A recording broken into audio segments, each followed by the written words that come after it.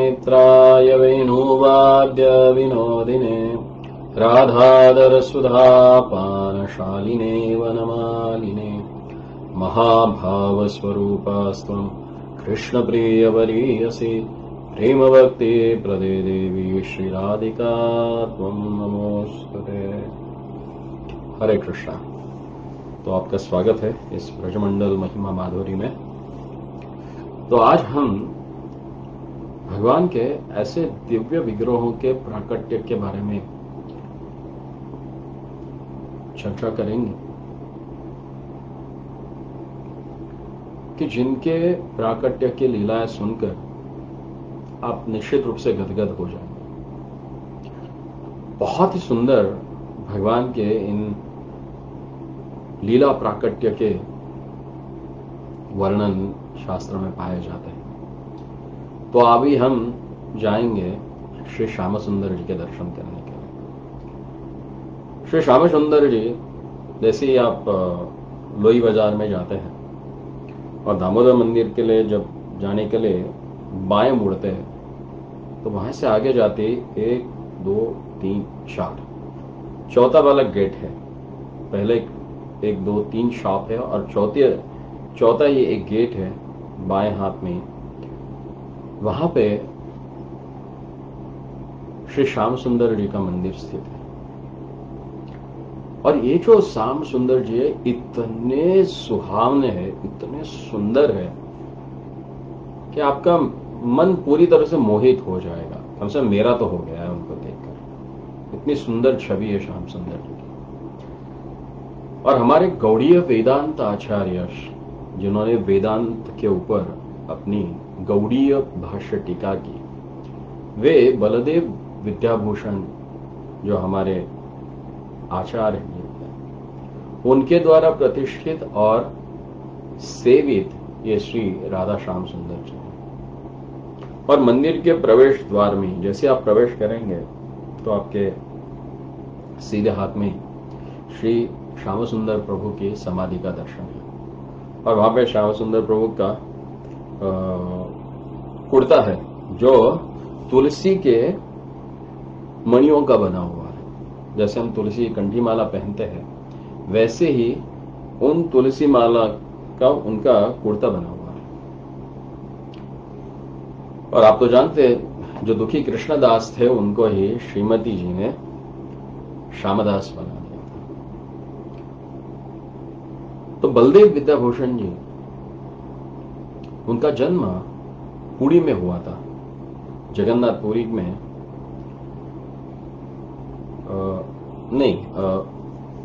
ओडिशा के अंतर्गत रेमुना के निकटवर्ती किसी गांव में उनका जन्म हुआ था। और जो चिल्का लेक फेमस है, सबसे बड़ा लेक है खारे पानी का, तो इस चिल्का हृद के तट पर ही किसी विद्वत गांव में इन्होंने व्याकरण, अलंकार और न्याय शास्त्र का अध्ययन किया था। और तत्पश्चात वेद अध्ययन करने के लिए वे मैसूर चले गए। और उसी समय उडुपी में उन्होंने वेदांत के मध्व भाष्य के साथ साथ शंकर भाष्य, स्त्री भाष्य, पारिजात भाष्य एवं अन्य जो वेदांत के भाष्य है उनका गहन अध्ययन किया। और कुछ दिन पश्चात वे जगन्नाथपुरी आ गए। और उसी समय श्री रसिकानंद प्रभु के एक शिष्य जिनका नाम श्री श्री राधा दामोदर था, वे महान भक्त भी थे और साथ ही साथ अगाध पंडित थे। तो उनके अगाध पांडित्य को और भक्तिमय जीवन का दर्शन करके श्री बलदेव विद्याभूषण जी ने उनसे गौड़ीय संप्रदाय में दीक्षा ग्रहण करी। और उनके शिष्य होने के पश्चात वे श्री वृंदावन धाम चले आए और श्री वृंदावन धाम में आके उन्होंने श्री विश्वनाथ चक्रवर्ती ठाकुर पाद के चरणों का आश्रय लिया और उनसे श्रीमद् भागवत तथा षट संदर्भ के ऊपर शिक्षा ग्रहण की। और फिर जब वे उस समय अन्य गौड़ीय आचार्य जो गौड़ीय गोस्वामी गण थे उनके ग्रंथों का अध्ययन वे विश्वनाथ चक्रवर्ती ठाकुर पाद के मार्गदर्शन में कर रहे थे, उसी समय जयपुर में थोड़ा कोलाहल हो गया था। उस समय के जो रामानंदी साधु थे वे राजा से उलाहना करने लगे कि आपने इन गौड़ियों को राधा माधव की सेवा, राधा गोविंद देव जी की सेवा में क्यों रखा है? ये कोई संप्रदाय थोड़ी है। संप्रदाय तो उसको कहते हैं जिसमें वेदांत सूत्रों के ऊपर वेदांत भाष्य दिया, लेकिन गौड़ियों ने तो दिया ही नहीं है, तो ये कौन से संप्रदाय में आते हैं? तो जयपुर के राजा जो थे वे वृंदावन के प्रति और गौड़ीय संतों के प्रति अपार श्रद्धा और भक्ति रखते थे। तो उस समय विद्यमान महान आचार्य गौड़ीय संप्रदाय के श्रील विश्वनाथ चक्रवर्ती ठाकुर थे। तो जयपुर के महाराजा ने विश्वनाथ चक्रवर्ती ठाकुर जी से प्रार्थना की कि कृपया आए और इस संदेह को मिटा दे और गौड़ीय संप्रदाय कैसे प्रमाणीय थे इसका आप प्रमाण इनके सामने प्रस्तावित करें। लेकिन वृद्धावस्था के कारण और शरीर अशक्त होने के कारण विश्वनाथ चक्रवर्ती ठाकुर जी ने यह कार्य श्रील बलदेव विद्याभूषण जी को दिया। और फिर विश्वनाथ चक्रवर्ती ठाकुर की आज्ञा से बलदेव विद्याभूषण जी जयपुर चले आए और जयपुर में प्रवेश करने से पहले ही एक गलता नाम का प्रसिद्ध स्थान है, तो वहीं पे श्री संप्रदाय तथा अन्य जो रामानंद संप्रदाय वाले जो विपक्ष के विद्वान जो थे उन सबको उन्होंने शास्त्र चर्चा में पराजित कर दिया और वहीं पे उन्होंने विजय गोपाल विग्रह की स्थापना की। और फिर सारे विद्वानों के विवाद को नष्ट करने के लिए और गौड़ीय संप्रदाय की प्रामाणिकता या प्रामाणिकता स्थापन करने के लिए बलदेव विद्याभूषण ठाकुर ने ब्रह्मसूत्र के ऊपर गोविंद भाष्य की रचना की और जयपुर के प्रसिद्ध गोविंद मंदिर में श्री गोविंद देव के साथ श्री राधा जी की भी पुनः प्रतिष्ठा की और इनके द्वारा ही रचित गोविंद भाष्य, षट संदर्भ टीका, सिद्धांत रत्नम, वेदांत श्यामंतक, प्रमेय रत्नावली, सिद्धांत दर्पण आदि ग्रंथावली ने गौड़ीय वैष्णव साहित्य के भंडार को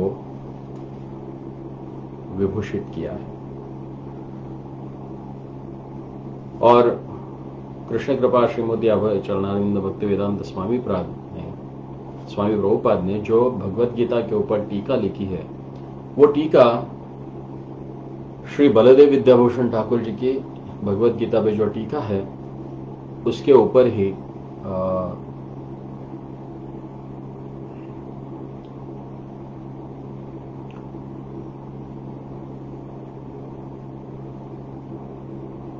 उसी के अनुसार ही प्रभुपाद ने टीका लिखी है। और आज हम देखते हैं प्रभुपाद के टीका को पढ़ के लाखों लोगों का जीवन बदल चुका है। तो प्रामाणिक संप्रदाय में जो ज्ञान हमें प्राप्त होता है वो इतना प्रमाणित होता है कि उस ज्ञान को पाने के पश्चात जीव के जीवन की दशा ही बदल जाती है। तो आइए ऐसे वंदनीय श्री बलदेव विद्याभूषण ठाकुर जी के चरणों में प्रणाम कर कर उनके सेवित और उनके द्वारा पूजित और प्रतिष्ठित जो श्री श्याम सुंदर के विग्रह है उनके मानसिक रूप से दर्शन करके उनके चरणों में प्रार्थना करते हैं कि इस गौड़ीय सिद्धांत रत्नमाला का अगर एक भी मणि अच्छी तरह से हम देख पाए, उससे संयोग पाए, तो हमारा जीवन धन्य हो जाए। फिर जब हम श्री गोकुलानंद मंदिर से उत्तर की ओर भ्रमर घाट के ऊपर जब हम जाते हैं, तो उस भ्रमण घाट पे एक प्राचीन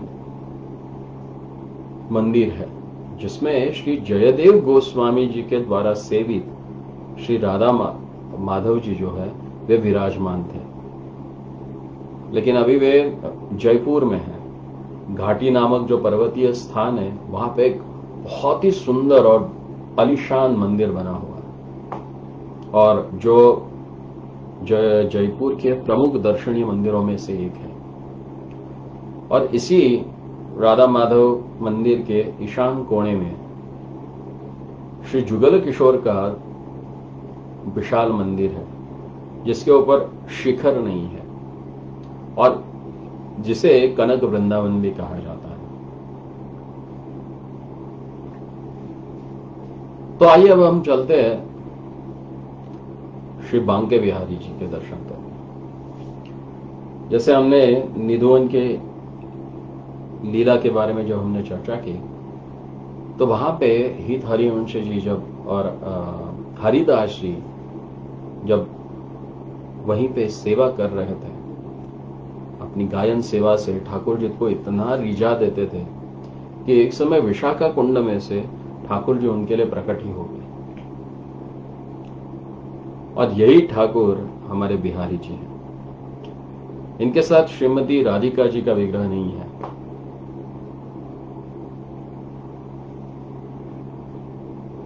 और वैशाख मास की अक्षय तृतीया के दिन श्री बांके बिहारी जी के चरणों का दर्शन होता है। पहले तो ये निधुवन में ही विराजमान थे, बाद में वर्तमान मंदिर में उनको पधराया गया। और यवनों का उपद्रव होने के पश्चात भी बांके बिहारी वृंदावन छोड़ के नहीं गए। जब भी आप यहां पे दर्शन के लिए जाते हैं, तो आपको एक विचित्र और विलक्षण बात होती है कि यहां पे बार बार ठाकुर जी का पर्दा बंद करते हैं। तो इसके पीछे एक कारण है। बहुत समय पहले एक व्याकुल उत्कंठित भावुक भक्त बिहारी जी के दर्शन के लिए आए और श्री बिहारी जी को इतना ताक रहे थे वो सुबह से लेकर शाम तक कि हमारे बिहारी जी उनके ऊपर रीझ गए और बस उनके साथ चल पड़े, उनके गांव तक चले। और जब बिहारी जी के गोसाई को मालूम पड़ा कि ठाकुर जी निकल चुके हैं, तो वे उनके पीछे दौड़े और बहुत अनुनय विनय किया उन्होंने ठाकुर जी से। और फिर ठाकुर जी मान गए और वापस वृंदावन चले आए। तो यहां पे अभी ऐसी व्यवस्था की गई है कि कोई इनसे नजर न लड़ा पाए, क्योंकि एक तक भगवान को देखता रहा, कहीं भगवान से आंखें मिल गई इसकी और तो ठाकुर जी हमारे इसके साथ चले गए। और यहाँ की और एक विलक्षण बात है कि यहाँ पे मंगल आरती नहीं होती है। यहाँ के गोसाइयों का कहना है कि ठाकुर जी नित्य रात्रि में रात से थक कर भोर में शयन करते हैं और उस समय उनको जगाना उचित नहीं है, इसलिए बिहारी जी के मंदिर में मंगल आरती नहीं है। जैसे बिहारी जी के मंदिर से हम बाहर निकलते हैं और सीधे हाथ से मुख्य रास्ते पे आकर फिर हम सीधे चलते हैं और थोड़ा आगे जाएंगे तो श्री राधा वल्लभ जी का मंदिर। तो ये स्वामी श्री हित हरिवंशी महाराज के द्वारा सेवित विग्रह है। ये विग्रह इन्होंने विवाह के समय दहेज के रूप में श्री राधा वल्लभ जी को उन्होंने प्राप्त किया था। और ऐसी भी एक जनश्रुति है कि एक समय मथुरा के एक छोटे से गांव में एक ब्राह्मण रहता था और वो शिवजी का बहुत ही अनन्य भक्त था। तो उसकी सेवा से और उपासना से शिवजी प्रसन्न हो गए और उसके सामने प्रकट हो गए। और शिवजी ने उससे पूछा कि मैं आपसे प्रसन्न हूं, आप क्या चाहते हो, मैं आपको क्या प्रदान करूं। तो हाथ जोड़कर उस ब्राह्मण ने शिवजी से प्रार्थना की कि हे भगवान, आप वही मुझे दे दिए जो आपके प्राण वल्लभ हो, जो आपके जो प्राण हो। शिवजी बहुत प्रसन्न हो गए उस ब्राह्मण पे, बोले क्या अद्भुत व्यक्ति है, इसने वो मांगा जो मेरे प्राण है। तो बोले ठीक है, एक कार्य करो, वहां पे एक कुआं है और कुआं के अंदर एक गुफा है, उस गुफा में आपको एक सुंदर विग्रह मिलेंगे। तो वे मेरे द्वारा सेवित है और उनका नाम है श्री राधा वल्लभ, आप उनको ले लीजिए, वही मेरे प्राण है और आज से वे आपके भी प्राण बन जाए। तो वे ब्राह्मण वहां कुएं में गए और वहां पे उनको श्री राधा वल्लभ जी के दर्शन हुए। तो वृद्धावस्था में उस ब्राह्मण ने फिर वे विग्रह वृंदावन श्री हित हरिवंश जी को दे दिए सेवा के लिए। तो राधा वल्लभ जी के सुंदर भी बहुत ही सुंदर छवि है और यहां पे भी राधा रानी जी का विग्रह नहीं है।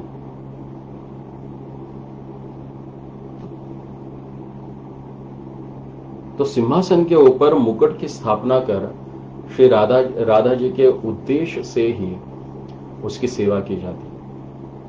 और राधा वल्लभ जी के जो दर्शन है ना, वो इतने मनोहर एवं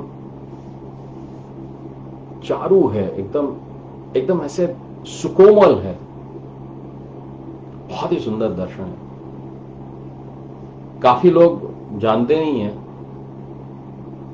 ज्यादातर भीड़ आपको बांके बिहारी जी के दर्शन के लिए होगी, लेकिन बहुत ही जो हित हरिवंश संप्रदाय के लोग हैं केवल वहीं वहां पे आपको देखने के लिए मिलेंगे। लेकिन श्री राधा वल्लभ जी के दर्शन बहुत ही सुंदर है। कभी आप वृंदावन जाए तो निश्चित रूप से जाके श्री राधा वल्लभ जी के दर्शन कीजिए।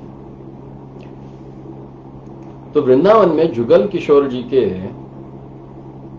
3 मंदिर हैं। तो सबसे पहला जो है वो सेवा कुंज के निकट ही किशोरी वन या व्यास घेरा में श्री युगल किशोर जी विराजमान हैं।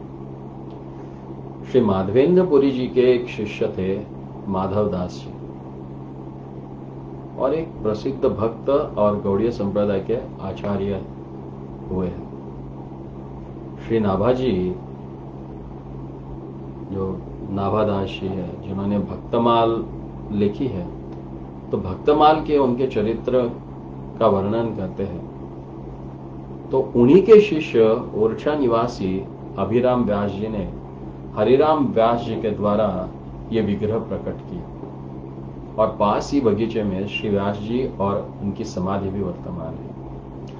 फिर द्वितीय युगल किशोर जी का मंदिर है केशी घाट के पास, एक टीले के ऊपर ये विराजमान है और यह मंदिर का निर्माण झान्ना पन्नन राजा के द्वारा किया गया है।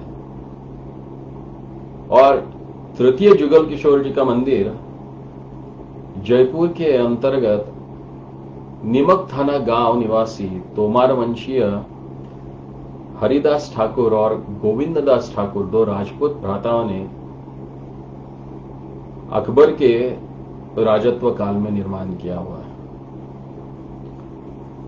फिर जब हम रंगजी के मंदिर के पास जाते हैं तो उसके पहले ही जब हम गोपेश्वर से थोड़ा मुड़ के आगे आते हैं तो वहां पे एक श्री लाला बाबू जी का मंदिर है। ये जो लाला बाबू जी का मंदिर है, ये एक लाला बाबू नाम के गौड़ीय भक्त हुए जो पूर्वी बंगाल में बहुत ही प्रसिद्ध और वैभव संपन्न जमींदार थे और ये हर रोज अपने राजभवन से कुछ दूर नदी के तट पर घूमने के लिए जाते थे। तो एक दिन सुरम्य नदी तट पर टहलने के समय उन्होंने एक मांझी को यानी मल्लाह को बोलते हुए सुना। वो बोल रहा था, अरे भाई दिन गेलो पार चल, अर्थात दिन तो निकल गया, अभी पल्ले पार चलो। तो मांझी की बात सुनने के पश्चात लाला बाबू थोड़े चिंतन में लग गए और विचार मग्न हो गए। नौका से नदी पार कर वे घर तो लौटे। फिर दूसरे दिन टहलते टहलते एक धोबी अपनी पत्नी को संबोधित करते हुए कह रहा था, दिन गेलो वासनाय आगुनी दाऊ। तो पूर्वी बंगाल में धोबी लोग कपड़े धोने के लिए केले के वृक्षादि जलाकर एक प्रकार का क्षार सा बनाया करते थे, जिससे बांग्ला भाषा में वासना कहा जाता है।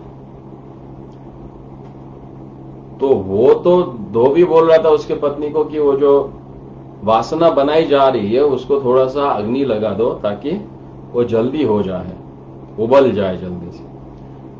तो लाला बाबू ने उसके इस वाक्य का अर्थ यह ग्रहण किया कि दिन बीत गया, यानी जीवन के दिन निकल गए, अपनी काम वासना को शीघ्र ही आग लगा दो।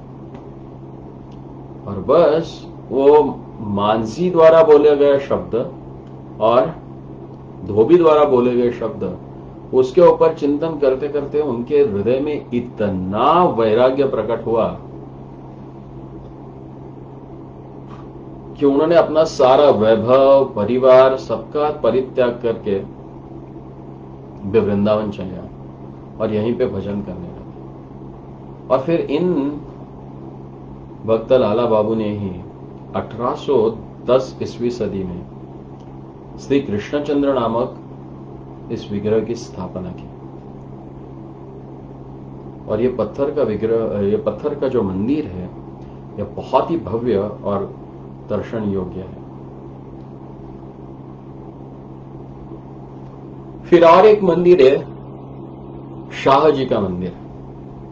लखनऊ के निवासी सेठ कुंदनलाल शाह ने यह मंदिर 1835 में सफेद मकराना पत्थर का बनाया है, संगमरमर का। और ये चैतन्य महाप्रभु के अनन्य भक्त थे। और यह मंदिर वर्तमान में वृंदावन के अतुल वैभव की साक्ष्य है। सोचिए, अभी लगभग 200 वर्ष होने के लिए आए, लेकिन उस मंदिर की सुंदरता आज भी लक्षणीय है। फिर 1851 में श्री लक्ष्मीचंद सेठ ने 45 लाख रुपया लगाकर एक मंदिर बनाया, और वो मंदिर है श्रीरंग जी का। दक्षिण भारत के प्रसिद्ध श्रीरंगम मंदिर की शैली से बहुत से परकोटों के भीतर मूल मंदिर में श्रीरंग जी विराजमान है और लक्ष्मी जी उनके पैरों को पलोट रही है। तो श्री मंदिर के पूर्वी द्वार पर विशाल गरुड़ स्तंभ है, जो ऊपर से नीचे तक सोने के पत्रे से जड़ा हुआ है। और साधारण लोग इसे देखकर बोलते हैं कि ये सोने का ताल वृक्ष है, क्योंकि उत्तर भारत में इस प्रकार के स्तंभ मंदिरों के बाहर नहीं दिखाई देते। और पास ही उत्तर की ओर प्रधान द्वार के पास एक सरोवर है, जिसमें गजग्राह का युद्ध और श्रीहरि के द्वारा शरणागत गज की रक्षा की लीला का सुंदर ही निदर्शन है। और पश्चिम प्रधान द्वार के निकट विशाल रथ है, जिस पर विशेष तिथियों में रंग जी के विग्रह मुख्य मंदिर से बाहर आकर परकोट में शोभा यात्रा निकालते हैं। फिर और एक मंदिर है जो श्रीजी का मंदिर के नाम से प्रसिद्ध है। 1826 में जयपुर के नरेश जयसिंह की महारानी जो आनंद कुमारी देवी है, उन्होंने इस मंदिर का निर्माण करवाया था, जिसमें श्री आनंद मनोहर और श्री वृंदावन चंद्र ये दो युगल विग्रह प्रतिष्ठित है। फिर है वर्धमान महाराज का कुंज। श्रीजी मंदिर के सामने के मार्ग पे दूसरी ओर यह कुंज है। वर्धमान यानी बंगाल में एक कृष्णनगर के पहले ही एक वर्धमान आजकल एक स्टेशन, रेलवे स्टेशन, वहां का राज था। और वहां के राजा थे श्री कीर्तिचंद बहादुर, और उनकी पत्नी का नाम था रानी राजराजेश्वरी। वे भगवान की अनन्य भक्त थी और उन्होंने इस मंदिर का निर्माण किया। और इन्होंने ही नंदगांव में जो पावन सरोवर है, उस सरोवर के घाटों को उन्होंने पत्थर से बनवाया था। फिर और एक मंदिर है जो ब्रह्मचारी ठाकुर की बाड़ी करके जाना जाता है। ग्वालियर के महाराज जियाजी सिंधिया जो थे, उन्होंने 1860 में इस भव्य मंदिर का निर्माण किया था। उन्होंने अपने गुरु जो थे श्री गिरधारी दास ब्रह्मचारी, उनके ऊपर सेवा का भार सौंप दिया था। और इस मंदिर में श्री राधा गोपाल, हंस गोपाल, नित्य गोपाल, ये 3 विग्रह पृथक पृथक प्रकोष्ठ में सिंहासन पे विराजमान है। और यह लाला बाबू मंदिर के पास ही है। भव्य और दर्शनीय मंदिर है। फिर वृंदावन की उत्तर दिशा में यमुना तट पर और एक मंदिर स्थित है जिसको श्री टिकारी रानी का ठाकुरबाड़ी कहा जाता है। तो बिहार के यानी गया जिले के अंतर्गत एक टिकरी नाम का राज्य था पहले। उस राज्य के राजा हितकाम ठाकुर, उनकी पत्नी थी इंद्रजीत कुमारी। उन्होंने 1871 में इस मंदिर का निर्माण किया था और इसमें राधा कृष्ण, श्री राधा गोपाल, श्री लड्डू गोपाल, ये 3 विग्रह विराजमान है। और यह मंदिर अतिथि सेवा के लिए बहुत प्रसिद्ध था। फिर जब हम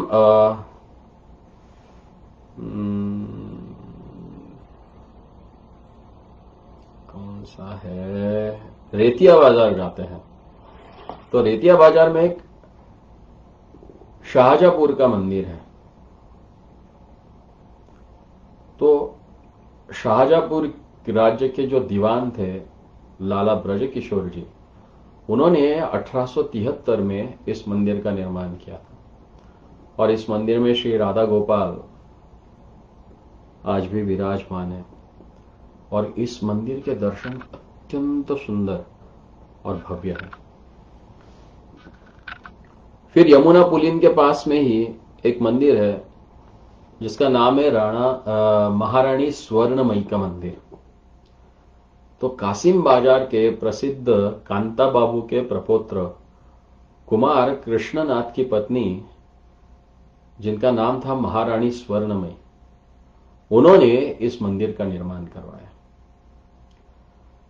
और इसमें पहले श्री श्याम सुंदर विग्रह पूजित होते थे और अब महारानी के द्वारा प्रतिष्ठित गोपीनाथ जी विराजमान है। फिर और एक मंदिर है जयपुर वाला मंदिर। जयपुर के महाराजा माधव सिंह जी ने बहुत पैसे व्यय करके और बहुत रुपए खर्चा करके 30 वर्षों से इस भव्य मंदिर का निर्माण किया। मूल मंदिर में 3 प्रकोष्ठ है। उत्तर प्रकोष्ठ में आनंद बिहारी जी है, बीच के प्रकोष्ठ में राधा माधव जी है और तथा दक्षिण प्रकोष्ठ में नित्य गोपाल जी है। तो श्री गिरिधारी जी, श्री सनक, सनातन, सनंदन, सनत कुमार और नारद जी की मूर्तियां यहां पे विराजमान हैं। और सन 1916 में इस मंदिर में विग्रहों की प्रतिष्ठा की गई। फिर जब हम श्याम सुंदर जी के दर्शन करते तो श्याम सुंदर के दर्शन के पहले ही उनके बराबर सामने ही एक मंदिर है, 2 मंजिली, छोटा सा है, लोई बाजार में। वहां पे समामन शालग्राम है। सवा मन के विशाल शालिग्राम यहां पे विराजमान है। और यहां सीताराम जी के दर्शन भी बहुत ही दर्शनीय और सुंदर है। श्री गोविंद जी का जो पुराना मंदिर है, उस मंदिर में भी सवा मन शालिग्राम विराजमान है। तो लोई बाजार में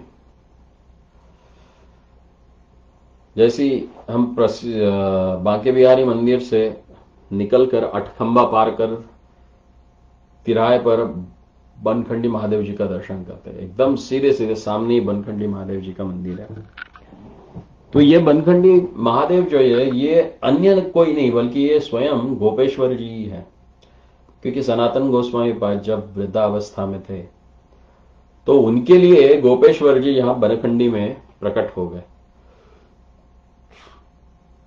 जैसे उनका नित्य नियम था, वृंदावन से चलकर गोवर्धन जाते थे, गोवर्धन की परिक्रमा करके पूरे 48 मील एक दिन में चलने के पश्चात फिर गोपेश्वर जी के भी हर रोज दर्शन करने जाते थे। तो वृद्धावस्था में उनका कष्ट कम करने के लिए स्वयं गोपेश्वरी उन्हें बोले कि मैं ही आपके नजदीक आ जाता हूं, और बनखंडी में आके बैठ गए।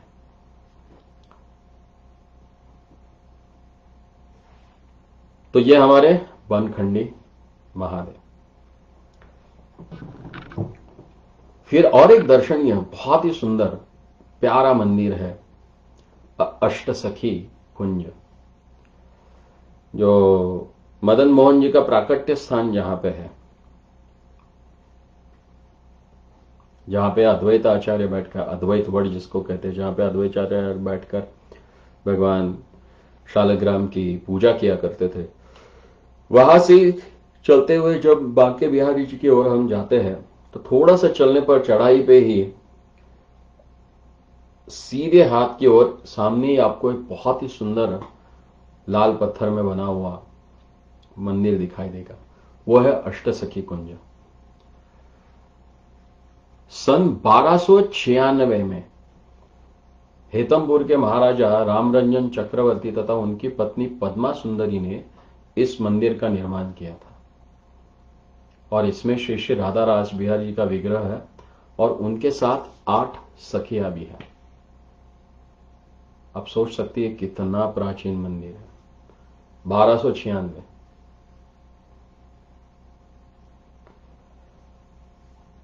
फिर श्री राधा विनोद, जिनको जमाई ठाकुर कहा जाता है,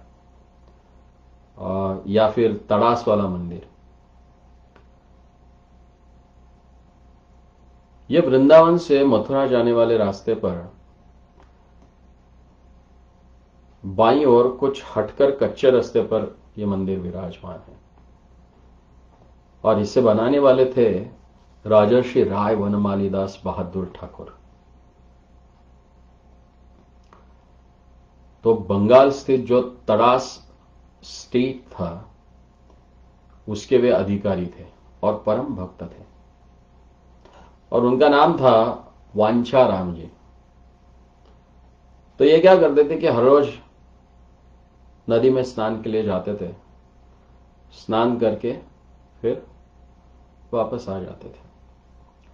तो एक समय प्रातःकाल स्नान करते समय उन्हें नदी के गर्भ से एक मधुर वाणी सुनाई दी कि मुझे जल से निकालो तथा घर ले चलो।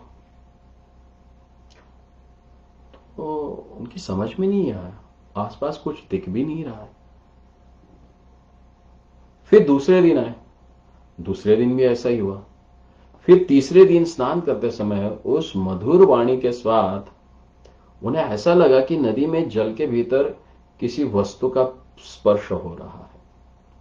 तो जब उन्होंने हाथ से उठाया तो एक अद्भुत श्री कृष्ण विग्रह उनके हाथ में आया, और वे विग्रह है श्री विनोद ठाकुर।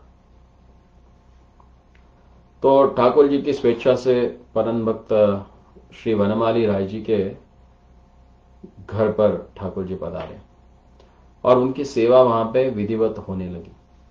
तो ये जो वनमाली राय जो थे, उनकी इकलौती कन्या थी, वो सर्वगुण संपन्ना, परम सुंदरी और विशेष भक्तिमती थी।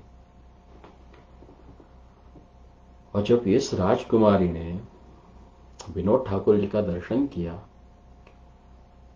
तो ठाकुर जी के मंद मुस्कान पे वो पूरी मुग्ध हो गई और विनोद ठाकुर जी भी उस राधा राम की बालिका के साथ प्रत्यक्ष रूप से खेलने लगे और एक दिन उस राजकुमारी का आंचल पकड़कर बोले, तुम मुझसे विवाह कर ले। और इधर कुछ ही दिन में राजकुमारी बीमार पड़ गई और ठाकुर विनोद जी ने राधा की मां से स्वप्न में कहा कि राधा अब नहीं बचेगी, तुम्हारे बगीचे में एक देवदार का वृक्ष है, उसकी लकड़ी से ठीक राधा जैसी एक मूर्ति बनाकर मेरे साथ विवाह कर दो। और ऐसा ही हुआ। जैसे ही राधा की मूर्ति की प्रतिष्ठा हुई, राजकुमारी राधा का परलोक गमन हो गया। एक ओर राजकुमारी राधा का दाह संस्कार हुआ तथा दूसरी ओर ठाकुर विनोद जी के साथ राधा की मूर्ति की प्रतिष्ठा हुई और इसीलिए इन्हें जमाई ठाकुर भी कहा जाता है। और तब से ये ठाकुर जी श्री राधा विनोद करके प्रसिद्ध हुए और कुछ दिनों के बाद श्री वनमाली राय बहादुर श्री वृंदावन श्री राधा विनोद बिहारी ठाकुर जी को लेकर वृंदावन चले आए और फिर उन्होंने इसी जगह पे मंदिर निर्माण कर ठाकुर जी को पधराया। और राजा श्री राय वनमाली दास गौड़ीय वैष्णव संप्रदाय के एक महान धर्मात्मा पुरुष थे और इन्होंने ही देवनागरी अक्षर में श्रीमद् भागवत की 8 टीकाओं वाला एक संस्करण प्रकाशित किया था। अगर आपको उस संस्करण को देखना है तो 1954 में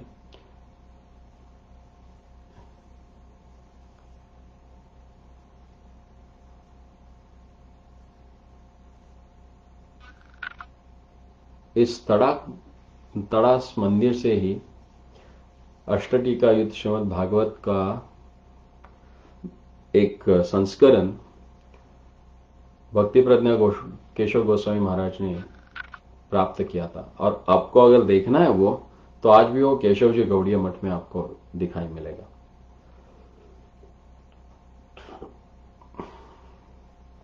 तो ऐसे प्राचीन मंदिरों के साथ अभी कुछ नए मंदिर भी आपको वृंदावन में दिखाई देंगे। तो एक तो श्री रूप सनातन गौड़ीय मठ है, फिर वृंदावन और छठीकरा के मार्ग पर कृष्ण कृपा श्रीमती अभय चरणानंद भक्ति वेदांत स्वामी प्रभुपाद द्वारा स्थापित श्री कृष्ण बलराम जी का मंदिर है, जहां पे लाखों भक्तगण पूरे देश विदेश से आकर ठाकुर जी के सुंदर दर्शन का लाभ लेते हैं। उसी मार्ग पर आगे जब चलते हम तो अर्वाचीन स्थिति में और एक बहुत सुंदर मंदिर बना है जिसे प्रेम मंदिर कहा जाता है।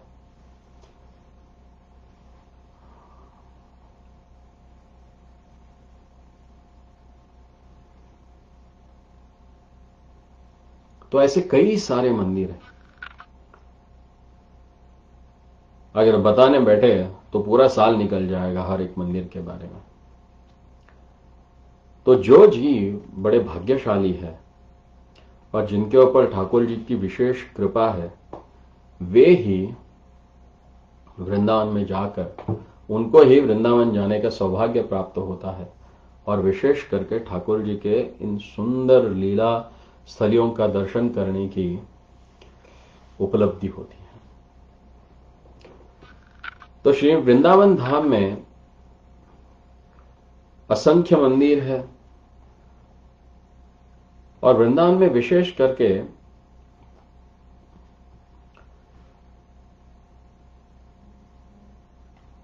बारह वन है केवल वृंदावन में ही। तो सबसे पहला है अटल वन, जिसको आजकल हम अटल चुंगी कहते हैं। तो वृंदावन के दक्षिण में अटल वन है और अटल वन में अटल तीर्थ और अटल बिहारी जी विराजमान है। जैसे भात्रोल में द्विज पत्नियों के अन्न व्यंजनों का रसास्वादन करके श्री कृष्ण सखाओं के साथ जब छठीकारा नंद गोकुल लौट रहे थे, तो इस स्थान पर सखाओं ने आज के षड्रस भोजन के संबंध में यह पूछा, अरे हे सखे, आज का भोजन कैसा रहा?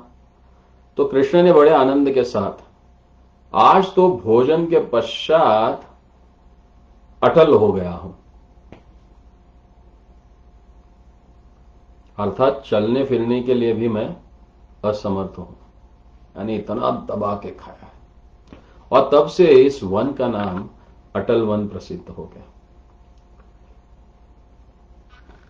फिर दूसरा है केवारी वन। तो अटल वन के उत्तर पश्चिम दिशा में यह वन अवस्थित है और इस केवारी वन में ही दावानल कुंड है। दावानल कुंड के वर्णन में हमने आपको बताया था कि भगवान के द्वारा दावानल का पान कालिया को दमन करने के पश्चात यहीं पे हुआ था।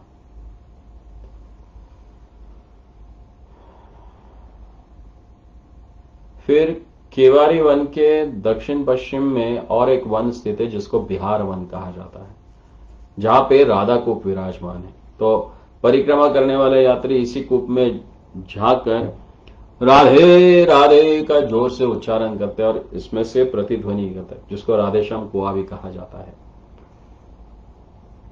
और इसी के सामने ही रमन रेती में विरक्त बाबाओं का आश्रम है और यहीं श्रीमद् भागवत निवास में श्री दास गोस्वामी द्वारा सेवित गिरिधारी एवं गुंजमाला के भी दर्शन है। यहीं पर जगत गुरु श्रील भक्ति सिद्धांत सरस्वती प्रभुपाद के शिष्य पूज्यपाद भक्ति हृदय वन महाराज के एक पारमार्थिक विश्व वैष्णव विद्यालय की स्थापना की थी। फिर है गोचारण वन। विहार वन की पश्चिम दिशा में प्राचीन यमुना तट पर यह वन स्थित है। यहां श्री वराह देव का मंदिर और गौतम मुनि का आश्रम है। अब यहाँ पे जीर्णोद्धार करके एक अच्छा सुंदर लाल पत्थर का मंदिर बनाया हुआ है। यह हम परिक्रमा मार्ग से हो रहे हैं। अभी अटाला चुंगी से जैसे हमने परिक्रमा शुरू की तो हम 4 वनों तक पहुंच गए। फिर इसके आगे है हमारा कालिया दमन वन, गोचारण। और इसको जाने से पहले श्री हीत कुंज है, जहां अभी भी आपको वृंदावन दिखाई देता है आंखों से, क्योंकि सुंदर वनमाला कुंज है। वहां पे छोटे छोटे पक्षी, छोटे छोटे पेड़ है, कई विशाल वृक्ष भी है और पक्षों की गुंजारव आपको वहां पे अच्छी से सुनाई भी देती है। वहां से जब आगे निकलते तो फिर प्रभुपाद गौशाला है और प्रभुपाद गौशाला का जो पूरा भाग है उसे एक कालिया दमन वन कहा जाता है।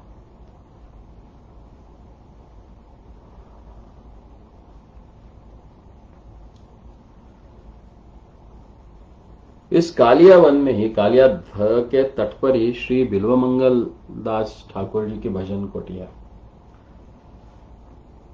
तो श्री बिल्वमंगल जी दक्षिण भारत में कृष्णवेन्ना नदी के तट पर किसी ग्राम में निवास करते थे और युवावस्था में चिंतामणि नामक सुंदरी वेश्या के प्रति इतने आसक्त हो गए कि पिता के श्राद्ध के दिन भी एक सड़े गले मुर्दे के सारे भीषण बाढ़ से उन्होंने नदी को पार किया और वेश्या के परकोटे पर एक काले सांप को पकड़कर उसके घर में पहुंचे। और उस वेश्या के मुख से जब उन्होंने भत्सना भरे वाक्य सुने कि अरे मेरे हाड़ चाम और दुर्गंध पूर्ण मैल से आच्छादित शरीर के प्रति तुम्हारी इतनी आसक्ति है, यदि ऐसी आसक्ति तुम्हें श्री कृष्ण चरणों में हो जाती तो तुम्हारा कल्याण हो जाता। और बस यही सुनकर उनको संसार से इतना वैराग्य हो गया, वे वृंदावन के लिए निकल पड़े। और बीच में ही एक किशोरी को देखकर उसके प्रति मोह होने पर उन्होंने अपनी आंखों को कांटे से फोड़ दिया। अपनी आंखों में उन्होंने कांटे घुसाकर आंखें फोड़ दी। और हमारे कौतुकी रसिक कृष्ण उन्हें अपने वृंदावन ले आए वे कुछ दिनों तक गोवर्धन में ही रहे। वहीं पे उनको उनके इष्टदेव श्री श्री जुगल किशोर राधा कृष्ण के दर्शन हुए और कुछ दिनों के बाद ये वृंदावन में कालिया दह के पास रहकर भजन करते रहे।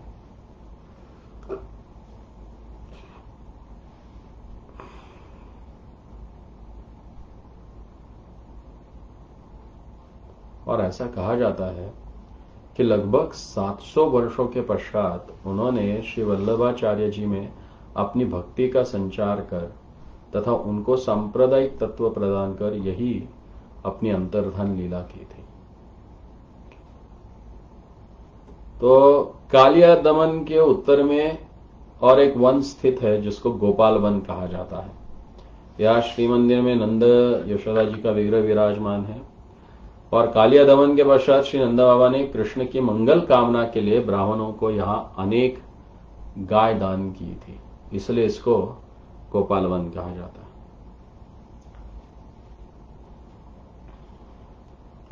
फिर निकुंज वन है जिसको हम सेवा कुंज कहते हैं, जिसका वर्णन हमने पहले ही किया हुआ है। फिर निधुवन है।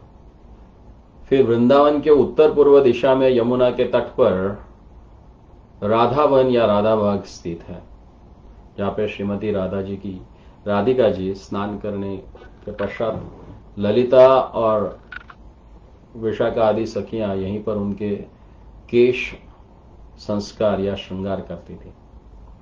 तो राधा बाग में ही स्वामी हरिदास जी का भजन स्थान तथा तटिया स्थान है और तटिया स्थान आज भी एक मनोरम स्थान है। यहाँ विभिन्न प्रकार के सघन वृक्ष, सुंदर बगीचा है और यह स्थान साधु संतों की सेवा के लिए बहुत प्रसिद्ध है। यहाँ पे किसी भी प्रकार के आधुनिक साधन या व्यवस्था उपलब्ध नहीं है। यहाँ के साधु आज भी सैकड़ों साल पहले जैसे वृंदावन में साधु रहते थे वैसी अवस्था में रहते हैं। फिर है झूलन वन।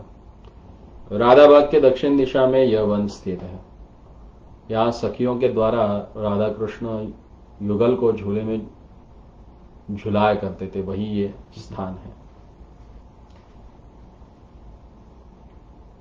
फिर इसके आगे आता है गहवर वन। यह है झूलन वन के दक्षिण में स्थित है। इसमें प्रसिद्ध पानी घाट है और यहीं से गोपियां कृष्ण के परामर्श से भरी यमुना को पार कर महर्षि दुर्वासा के आश्रम में गई थी और उन्हें 56 प्रकार के अन्न व्यंजनों का भोग लगाया था। यहाँ पे बहुत ही सुंदर मनोहर आश्रम भी है। फिर इसके आगे गहवर वन के दक्षिण में श्री पप्पड़ वन है। यहां भी आदि बद्री वन और आदि बद्री घाट विराजमान है और श्री कृष्ण ने गोपियों को यहीं पर आदि बद्रीनाथ का दर्शन कराया था। कहते हैं कि कृष्ण द्वैपायन व्यासदेव को इसी आदि बद्री वन या पप्पड़ वन में ही श्रीमद् भागवत प्रकाश करने की प्रेरणा मिली थी। हिमालय प्रांत के रूखे सूखे बद्री का आश्रम में ऐसे कृष्ण की मधुर लीलाओं से परिपूर्ण रस ग्रंथ का प्रकाशन होना संभव नहीं है और अभी भी इस आंचल में बेर या बद्री के वृक्षों का विस्तृत वन देखा जाता है। हो सकता है कि श्री वेद व्यास जी ने यहीं पर सुखदेव गोस्वामी को इस रस ग्रंथ श्रीमद् भागवत का अध्ययन भी कराया हो। फिर आते हम वृंदावन के प्रसिद्ध घाट देखते हैं। वृंदावन में श्री यमुना जी के तट पर अनेक घाट है, तो उनमें से जो प्रसिद्ध घाट है वो है सबसे पहला प्रदक्षिणा मार्ग में आने वाला, वृंदावन के परिक्रमा मार्ग में आने वाला, वो है श्री वराह घाट। इसी घाट के तट के ऊपर श्री वराह देव जी का मंदिर विराजमान है और श्री गौतम ऋषि का आश्रम भी है। फिर दूसरा आगे वाला आता है वो है कालिया दमन घाट, जिसकी हमने चर्चा पहले ही की है। फिर आता है सूर्य घाट, नामांतरण से इसको आदित्य घाट भी कहा जाता है और ये गोपाल घाट के उत्तर में और इस घाट के ऊपर वाले टीले को आदित्य टीला कहते हैं, जहां पे श्री सनातन गोस्वामी पाद के प्राण देवता मदन मोहन जी का मंदिर विराजमान है। फिर ये युगल घाट, जो सूर्य घाट के उत्तर में है, जहां पे जुगल किशोर जी का मंदिर है। फिर है श्री बिहार घाट। युगल घाट के उत्तर में बिहार घाट है। फिर युगल घाट के उत्तर में और एक घाट है जिसे आंधेर घाट कहा जाता है। तो इसी घाट के उपवन में कृष्ण और गोपियां आंख मुदौली लीला किया करते थे। फिर इस घाट के आगे है इमलीताल घाट, जिसकी चर्चा हमने पहले ही की। फिर उसके आगे है श्रृंगार घाट। फिर है गोविंद घाट।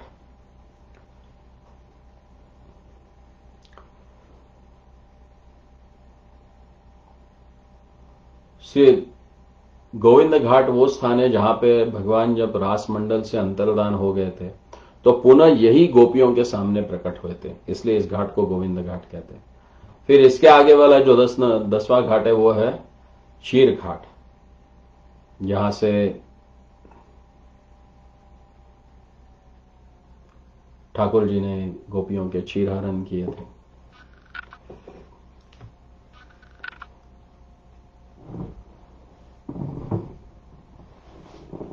फिर इसके आगे है भ्रमर घाट। जब किशोर किशोरी यहां पे क्रीड़ा किया करते थे तो उस समय दोनों के अंग सौरभ से भंवरे उन्मत्त होकर गुंजार करने लगे थे, और भ्रमरों के कारण ही इस घाट का नाम भ्रमर घाट हो गया। फिर है केशी घाट, जो वृंदावन का सबसे प्रसिद्ध घाट है और बहुत ही प्रेक्षणीय दर्शनीय घाट है यहां पे। फिर वहां से आगे चलते हैं तो आता है धीर समीर घाट, जहां पे राधा कृष्ण युगल विहार देखकर उनकी सेवा के लिए समीर भी सुशीतल होकर धीरे धीरे प्रभावित होने लगता था, और इसके बारे में हमने पहले भी चर्चा की है। फिर है श्री राधाबाग घाट, इसका भी हमने वर्णन किया है। फिर है पानी घाट। फिर है आदि बद्री घाट। फिर है राज घाट, और 14 घाट है। महंत जी का घाट है, नामावला का घाट है, प्रस्कंद घाट है, कड़िया घाट है, धूसर घाट है, नया घाट है, श्रीजी घाट है, विहारी जी घाट है, धरोया घाट है, नागरी घाट है, भीम घाट है, हिम्मत बहादुर घाट है, और चैन घाट तो हमने देखा है, और हनुमान घाट है। ये सारे घाट यमुना जी के तट पे स्थित है, और 56 से तो ज्यादा गलियां और यहां के मोहल्ले हैं, और बहुत प्रसिद्ध समाधियां भी हैं। जैसे आदित्य टीला के पास मदन मोहन जी के प्राचीन मंदिर में दक्षिण भाग में सनातन गोस्वामी के टीका है। रामदा दामोदर मंदिर के पास श्री रूप गोस्वामी, जीव गोस्वामी, कृष्णदास कविराज गोस्वामी के समाधि है। फिर राधा रमन मंदिर में गोपाल भट्ट गोस्वामी जी की है। राधा गोकुलानंद मंदिर में नरोत्तम दास ठाकुर, लोकनाथ प्रभु और विश्वनाथ चक्रवर्ती ठाकुर जी की समाधि है। गोपीनाथ मंदिर के पास मधु पंडित गोस्वामी की समाधि है। गोविंद मंदिर के सामने 64 गौड़ीय महंतों की पुष्प समाधि है। बीच में श्री रघुनाथ भट्ट गोस्वामी की समाधि है, और वहीं 6 चक्रवर्ती और 8 कविराजों की भी समाधियां हैं। धीर समीर में श्रीनिवास आचार्य और रामचंद्र कविराज जी की समाधियां हैं। श्याम सुंदर मंदिर के पास श्यामानंद प्रभु की समाधि है। केशी घाट में गदाधर पंडित गोस्वामी का दंत समाधि का मंदिर है, और कालियादह के निकट प्रबोधानंद सरस्वती की समाधि है। निधुवन में स्वामी हरिदास जी की समाधि है। राधा वल्लभ मंदिर में हित हरिवंश के गोस्वामी का स्थान है, और मदन मोहन मंदिर के पास सूरदास मनमोहन दास जी बाबा जी का स्थान है। तो ऐसे कई सारे समाधियों से ये वृंदावन भरा पड़ा हुआ है। तो जो भी व्यक्ति इस वृंदावन में आता है और यहां की रज में लोट पलट हो जाता है, वो निश्चित रूप से इस भवसागर से मुक्त हो जाता है। तो वृंदावन के हमने घाट देखे, मोहल्ले देखे, समाधियां देखी। तो वृंदावन में प्रसिद्ध कूप भी है, जैसे वेणुकूप है जो श्रीरंग मंदिर जी के निकट है। सप्त सामुद्रिक कूप है जो गोपेश्वर महादेव के निकट है। फिर गोपकुंड है या गोपकूप है जो ज्ञान गुदड़ी में है। और राधा कूप जो है जो विहार वन में है। और वृंदावन में देवियों के भी मंदिर है, जैसे पाताल देवी या योग माया। प्राचीन गोविंद देव के मंदिर में दक्षिण पश्चिमी दिशा में योग माया जी का मंदिर है जो तहखाने में है। फिर अन्नपूर्णा देवी का मंदिर सेवा कुंज के पास है। और पूर्णमासी देवी का मंदिर सेवा कुंज के निकट पूर्व दिशा में है। और वृंदावन में तो दो महादेव है हमारे, एक तो गोपेश्वर महादेव जो वंशीवट के निकट है ईशान कोण में, और दूसरे बनखंडी महादेव जो लोई बाजार और अठखंबा बाजार के तिराहे पे है। फिर वृंदावन के तीन वट है। अद्वैत वट जो प्राचीन मदन मोहन मंदिर के पास है, श्रृंगार वट जो राधा दामोदर मंदिर के पास यमुना तट पे है, और वंशीपट जहां पे रासस्थली है। फिर 3 कदम्ब वृक्ष भी है वृंदावन में। एक है केली कदम जो कालियादह के तट पे है, दूसरा है चीर कंदम जो चीर घाट पे है, और तीसरा है दोला कदम जो राधाबाग में झूलन वन में है। तो वैसे देखा जाए तो ब्रजभूमि में 16 वट है और उसमें से 3 वृंदावन में ही है। जब हम पूरी परिक्रमा कर रहे थे तो हमने देखा कि हमें 2 वंशी वट मिले, एक वृंदावन में एक भांडीर वट में।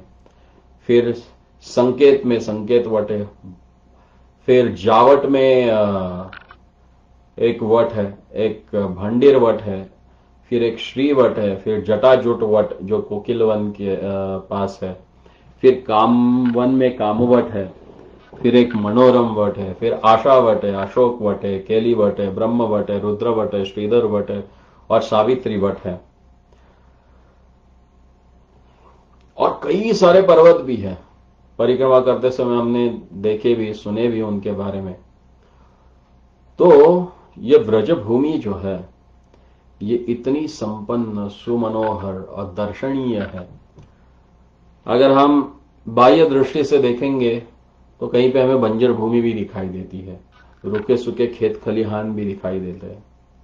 लेकिन इस ब्रज को देखना है आपको तो जैसे भक्ति विनोद ठाकुर कहते थे कि प्रणयी भक्ति संगे, कि इस ब्रज को हम इस चर्मचक्षुओं से नहीं देख सकते। उनको देखना है तो हमें किसी प्रेमी भक्त के संग के में ही जाना पड़ेगा। किसी प्रेमी भक्त के साथ चलोगे तो ही वृंदावन के परिक्रमा में ये सारे लक्षणीय स्थान हमें दिखाई देंगे। नहीं तो फिर 11 किलोमीटर कोई मैराथन चलने जैसा चल के 1.5 घंटे में पहुंचे हम, 1 घंटा 20 मिनट में पहुंचे हम, उसको क्या परिक्रमा कहेंगे? परिक्रमा यानी वो है कि जिसमें हर पग पग में वहां के लीला स्थलियों का चिंतन करते हुए जाना। इसलिए कई भक्त मैंने देखे कि वो सालों से परिक्रमा कर रहे हैं और उनको एक परिक्रमा के लिए 4-4, 5-5 घंटा भी लगता है, और कई लोग हैं जो 1.5 घंटे में भी करके आते हैं। तो वृंदावन की परिक्रमा करना है तो वृंदावन के पद पद पे जो भगवान की सुंदर लीलाएं हुई है उन लीलाओं का मानसिक रूप से दर्शन करना। और वो दर्शन तभी हो सकता है जब किसी प्रणयी भक्त के साथ हम परिक्रमा करेंगे। नहीं तो मैराथन रनर हमारे पास बहुत सारे हैं। मेरे कई मित्र हैं जो बड़ी अभिमान के साथ कहते कि अरे बस आज मैं 1 घंटा 20 मिनट में आया, मालूम नहीं क्या करके आया। ठीक है, कुछ ना कुछ तो फल प्राप्त होगा, धाम की परिक्रमा की है, लेकिन रसास्वाद लेकर अपने मन को पूरी तरह से भगवत लीलाओं में डुबोकर जब आप परिक्रमा करोगे तो वो परिक्रमा सबसे महत्वपूर्ण है। ऐसी की हुई परिक्रमा आप वर्षों तक उसका स्मरण कर सकते हैं। तो आप सबका मैं आभारी हूं, ऋणी हूं कि आप सबके प्रेरणा से ही ये ब्रजमंडल की जो परिक्रमा है आज हमने पूरी कर ली।